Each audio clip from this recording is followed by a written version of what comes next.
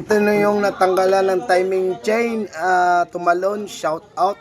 Tanggalin mo pre ang chain. Ito boss oh. Putol mga boss ang timing chain. Ayan mga boss oh, putol. Bakit mga putol na naman? May nagtatanong, boss, ba't napuputol yan? China ba yan? Titingnan natin timing chain. Baka peke ang timing chain. Ayan mga boss, check natin ang timing chain ni sir. Ang timing chain ni sir mga boss, original. Ayan. Para maintindihan ano. Ayan, orig yan mga boss. Ayan, may ano pa. Sa dugsong pa lang eh, orig yan. At tika lang ha, klaklaruhin natin. Ayan oh. Ayan, original talaga yan. Ayan. Kaya naputol, gawa nga noon.